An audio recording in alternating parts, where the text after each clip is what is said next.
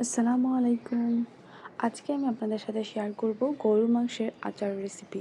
এই আচারটা ভাত, খিচুড়ি অথবা পোলাওর সাথে খেতে অনেক বেশি ভালো লাগে, আর এটা অনেক দিন পর্যন্ত সংরক্ষণ করে খাওয়া যায়।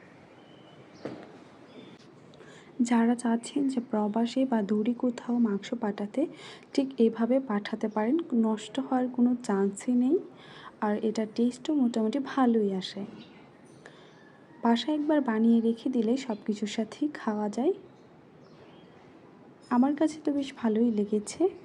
চলুন রেসিপিটি দেখে নেওয়া যাক। এখানে আমি ছোটো টুকরা করে মাংস নিয়েছি, তার মধ্যে দিয়ে দিলাম 1 চা চামচ পরিমাণে লবণ, 1 চা চামচ করে আদা বাটা, রসুন বাটা, তার সাথে হলুদ গুঁড়া, মরিচ গুঁড়া, ধনিয়া গুঁড়া আর জিরা গুঁড়া।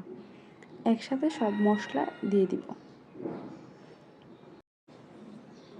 চেষ্টা করবেন চর্বিসহ মাংসটা নিতে, তাহলে এটা টেস্ট অনেক বেশি ভালো আসে। এখানে আমি হাফ কাপ থেকে আরও কম সরিষার তেল দিয়ে দিলাম। এটাকে খুব ভালোভাবে হাত দিয়ে মাখিয়ে নেব, আর এটাকে রেস্টে রেখে দিব প্রায় আধা ঘন্টার জন্য। আধা ঘন্টা পর চুলাটা জ্বালিয়ে এটাকে রান্না করতে থাকবো। মাংস থেকে কিন্তু পানি উঠবে। চুলার তাপটা হাই হিটে রেখে একটু রান্না করলেই দেখতে পাবেন যে মাংস থেকে পানি ওঠা শুরু করেছে। ঠিক এই পর্যায়ে আমি এটাকে নেড়ে চেড়ে এর মধ্যে আরও পানি এড করে দিব, কারণ যতটুকু পানি এখন দিয়ে দিব এর মধ্যেই আপনাকে মাংসটাকে সেদ্ধ করে রান্না করে নিতে হবে। এখানে আর কোনো ধরনের পানি ইউজ করা যাবে না। এর মধ্যেই চেষ্টা করতে হবে মাংসটাকে পারফেক্টলি কষিয়ে সেদ্ধ করে নেওয়ার। আস্তে আস্তে পানিটা কমতে থাকবে আর মাংসটাকে রান্না করতে থাকবো। ঠিক আমরা বাসায় যেভাবে মাংসটাকে কষিয়ে রান্না করি ঠিক সেরকমই হবে।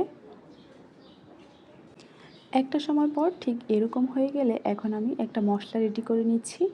আচারে তো 5 ফোড়ন আর শুকনো মরিচ লাগবেই, এগুলোকে একটু ভেজে তেলে ব্লেন্ডার করে নিয়েছি।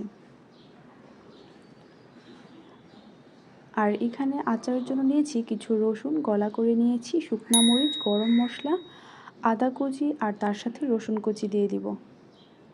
কড়াইয়ের মধ্যে হাফ কাপ পরিমাণ সরিষার তেল দিয়ে এক এক করে দিয়ে দিব সব কিছু।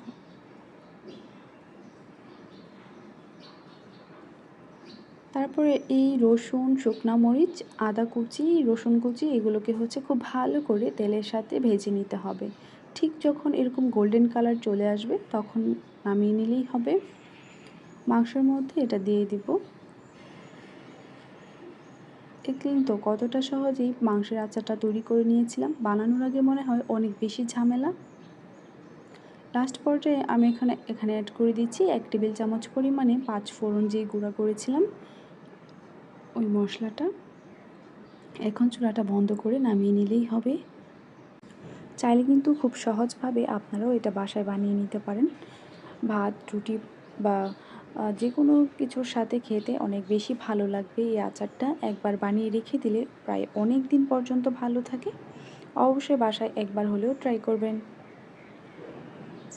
আর আমার আচারটা কেমন হয়েছে অবশ্যই কমেন্ট করে জানাবেন। কোনোভাবে যদি আমার ভিডিওটি ভালো লেগে থাকে তাহলে চ্যানেলটি সাবস্ক্রাইব করে দিবেন, আর খুব সুন্দর একটা গঠনমূলক কমেন্ট করে দিবেন। এতে করে আমি নতুন ভিডিও বানাতে খুব উৎসাহ পাই। আর আমার কমেন্ট সেকশনে জানাতে পারেন যে আমার হাতে কোন রেসিপিটি দেখতে চান। এর উপরে অবশ্যই চেষ্টা করব আপনাদের মত অনুযায়ী রেসিপিটি শেয়ার করতে। ধন্যবাদ সবাইকে।